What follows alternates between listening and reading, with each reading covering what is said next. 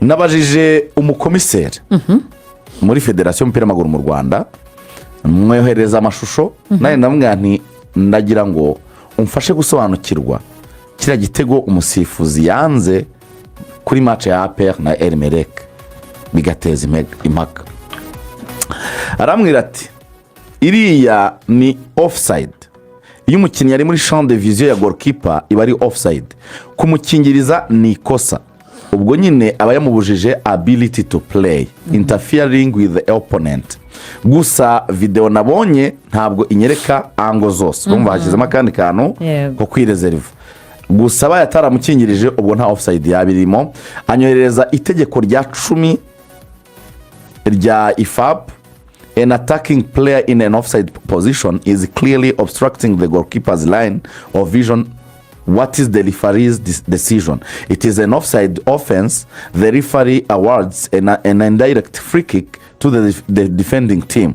The attacking player is penalized for preventing an opponent from playing or being able to play the ball by clearly obstructing the goalkeeper's line of vision. Ngo arimo arasobanura iryo tegeko rivuga mu gihe habayemo offside. Icyo yabaye offside. Mpamagara umukomiseri wa kabiri ndavuga reka nongere nkore indi cross checking. We yampaye mu gifaransa arambwira ngo itegeko riri clear, gusa amashusho mbona angle zose ntabwo izinyereka kugira ngo nkore toute considération. Ariko aravuga ngo oui, un joueur en position de hors-jeu peut être sanctionné pour avoir influencé les gardiens sans toucher les barreaux. Ngo umukinnyi ashobora kuba muri position ya hors-jeu akabihanirwa nubwo yaba atakoze ku mupira. Yego. Car cela constitue une participation active au jeu en gênant un adversaire, en obstruant sa vision ou sa trajectoire ou en interférant avec l'action même sans toucher le barreau. Wango ari abantu bibazaga bavuga bati kuki umukinnyi wa APR ko nta mupira yakozeho akaba atarigeza usimbuka kuki byakwitwa hors-jeu. Iri tegeko risobanura ko nubwo utasimbuka nubwo utawukoraho ariko n'ubundi uri mu nzira umupira waciyemo byabarwa nka hors-jeu. Ahangaha bikarangira amakipe yombi nako bikarangira abasifuzi bose nabajije bireserva ku kintu kivuga ngo angle zose ntabwo tuzibona, ariko turatekereza ko icyemezo cyafashwe cyashingiye kuri iri tegeko. So ubwo rero aho Rugaju nawe nasize arimo araganira aho azira Rugaju navuge uwafashe icyemezo ninde, ese niba wari ukwiriye kugifata tujyanemo n'ibindi nabyo byajyana n'ibyo. Bo kuba bibonye APR yateye umupira mbere ya Dawuda. Yego.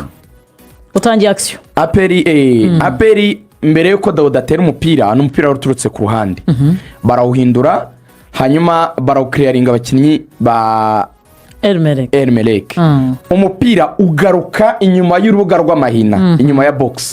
Niho Dawuda yarari. Dawuda icyo yakoze yafunze baro rimwe ahitarekura urutambi shoti kabisa riremereye ry'imbaraga nyinshi riragenda rijya mu izamu. Sifuzo ku ruhande azamura igitambaro yanga igitego. Reka tugende neza step kuri step iki tegeko rivuga tunatange n'umwanzuro. Ubundi icyo kintu cyo kwanga igitego umuntu yashoti inyuma y'urubuga rw'amahina uhita wumva nawe bidasanzwe, uratanga uribaza se umuntu washoteye inyuma y'urubuga rw'amahina ni gute banze igitego.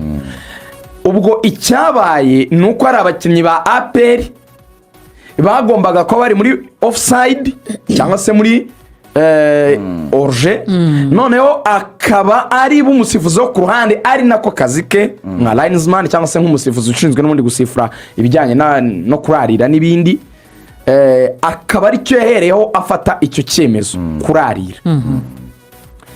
Mu by'ukuri harimo abakinnyi babiri ba APR nibyo bari muri offside. Yego. Ariko mu gace ka mbere ka offside mu itegeko kagira clear neza kurarira icyari cyo, aho uwatsinze aba yaraririye igitego kikangwa. Bisobanuke neza mu mategeko y'emisifurire ya IFAB part 1 ivuga ko umuntu yatsinze igitego ari muri position ya offside kirangwa. noneho si bo bagitsinze nubwo bari muri offside. Tugiye kujyana rero mu itegeko muri pati 2 iki itegeko rivuga iyo umuntu yari ari muri offside ariko ntatsinde igitego cyangwa ryari cyangwa n'iryari kitangwa. Tubone kujya ku gace ka gatatu k'icyo kwizigira mbajije ubundi bisifurwa nande. Agace ka kabiri pati 2 of the offside rule explains that being in an offside position isn't an offense. Ubwabyo kuba muri position ya offside si kosa ubwabyo, kuba uri muri position offside si kosa ubwabyo, wahagarara waba uhari, ibyo si ikibazo. Itegeko rigakomeza rigira ngo a player is only penalized for interfering with a play, an opponent, or gaining an advantage by touching the ball when they are in an offside position. Betse tuwe duhagaze aho ngaho tugendane gahoro. A player is only, manze mwumvira iryo jambo ry'icyongereza, only penalized, ahanirwa gusa iyo yagize interfering, ni ukuvuga kugira uruhare mu mukino. Bibanze bitangiye gusobanukaho. Ntiwakoze kuri baro, ntiwayisimbutse na ngo ukore movement, ibyo ndaza kubisobanura. Aho ndacyari kuri interfering muri play. Ntango bateye baro iri kuza mu cyerekezo cya trajectoire urimo, urayisimbutse kuko wabonaga n'ugumuhagaze iri bukwikubiteho ikagaruka inyuma. Iyo mukoze yo gusimbuka iyo bayita ni interference. Ugize uruhare nyine mu gitego kuko baro yaje muri direction irimo cya trajectoire, habaho gusimbuka kwawe kugira ngo baro ikomeze ijye mu izamu. Icyo ni icyambere. Hakaza interfering with the opponent. Opponent abwo ngiye kumuzamu sasa. Ni ukuvuga ngo iyo habayeho wowe kuba watumenye umuzamu cyangwa se umukinnyi w'ikipe muhanganye, umubangamira mu kudatuma abasha gukina iyo baro neza umukinnyi wanyu yarateye. Ndabisobanura neza. Akenshi bakunze kuvuga ku cyo bita vision ya gardien. Ese umuzamu ahantu yarari, naho umukinnyi wari muri offside yarari, niyo yaba atakoze ku mupira cyangwa atawusimbutse kwa kundi twavuze mbere, ntiyagize interference mu mukino nyirizina muri play, ariko ntiyabangamiye opponent, ntiyabangamiye umuzamu cyangwa umukinnyi bahanganye. Aho niho hazamo ibintu bibiri. Baribaza ngo vision ya gardien, imboni za gade kureba kwe, ese ahantu umupira bawutereye naho umukinnyi yarahagaze wa APR, abo babiri bari muri offside, nta ruhare byagize mu gutuma umuzamu ashobora kuba yaba atarebye neza iyo action ya Dawuda ajya gushota. Icyo rero nta metero FIFA yashyizeho igena icyo bita kuvuga ngo uyu muzamu yakingirijwe cyangwa ntiyakingirijwe. Iyo bayita appreciation ya arbitre. Niyo mpamvu itegeko rya nyuma muri FAB ritanditse ariko bahora babwira abasifuzi, ntiryanditse ariko bararivuga. Basaba umusifuzi gukoresha icyo bita common sense, inyurabwenge. Erega ni nabyo byabaye kuri match ya Senegal na Ntuza na Morocco, ko twimye igitego wese utanga penalty. Iyo niyo bita common sense, ni ugushyiramo logique. Itegeko nturyenterprete mu buryo buri robotic, ntube nk'irobo n'ikintu kiri hari abakibwiye ngo uterura amakarita 100 ngo nayateruye nta kindi mu mbaza. Koresha inyurabwenge. Hari igihe amakarita wawe ugiye kuyatereka ku muntu, irobo rero nabaye bwa ngo uterura ikarita ukarikira, no hagarara umuntu irayakurambikaho. Irobo ntirizi gusensenga kuri umuntu, niriye kurambika byo riterura rirambika. So umuntu rero niyo mpamvu Imana yaduhaye ubwenge icyo kintu ugikoresha. Sasa rero turakomeza itegeko turisoze kugira ngo byumvikane tujye no conclusion. Yego, baravuga ngo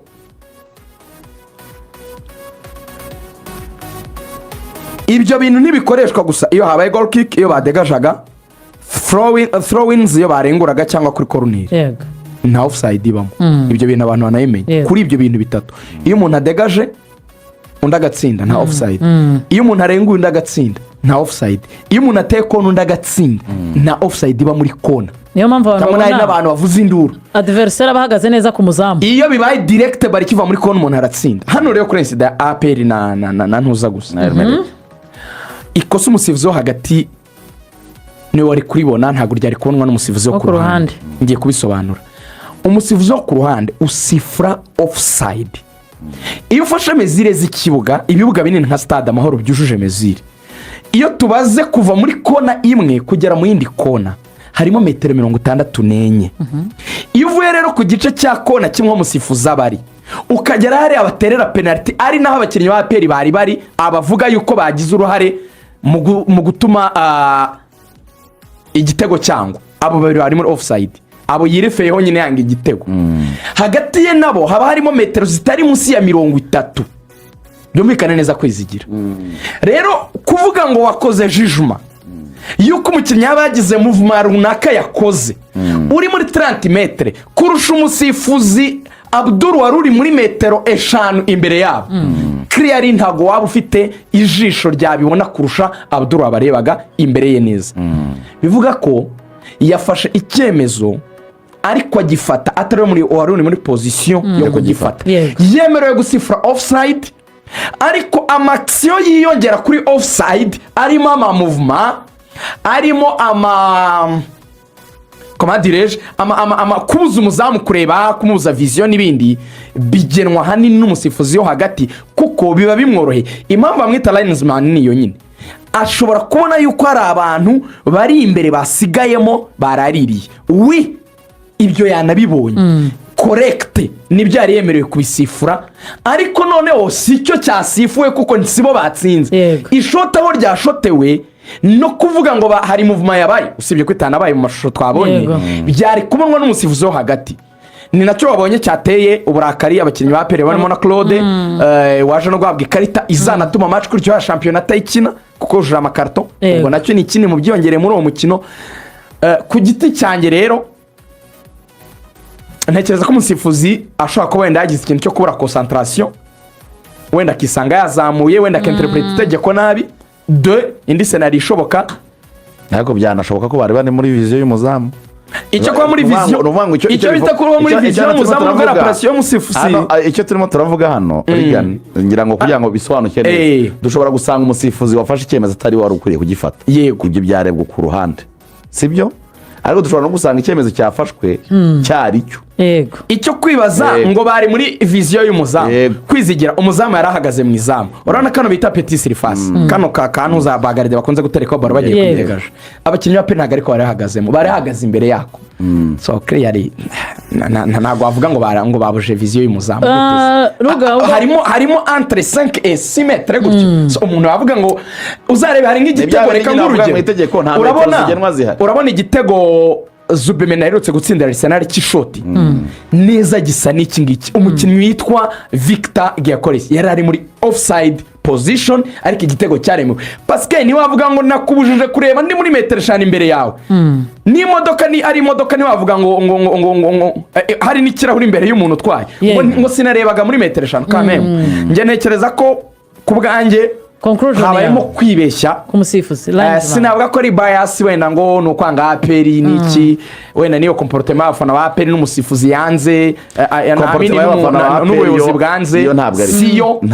Siyo ntibazanongera ibyo byo kuvuga ni ntabiriya twavugaga bindi. Icyo ari cyo cyose cyaba cyasifuye ku kibuga gukora igikorwa sakuza kujya kuri federation kujya wakwiramanta bisanzwe muri stade ukavuga aratwibye ukamubuwinga, it's fine. Ariko ibikorwa byose biri violent kujya mu nzego sinzi z'imiyoborere ku mafederation n'ibindi biri unacceptable rwose. Icyo niko nabi. Niyo mpamvu na CDS yavuze ko udafite discipline agomba gushaka indi equipe, nibwo butumwa yabahaye. Ntekereza ko ari nayo mpamvu umutoza w'ikipe ya APR yatangaje amagambo nyuma y'uyu mukino.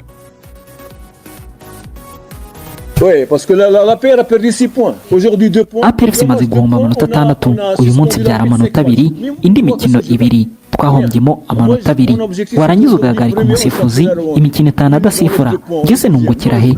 Ntaho. Intego yanjye ni ukuba uwa mbere muri shampiyona y'u Rwanda.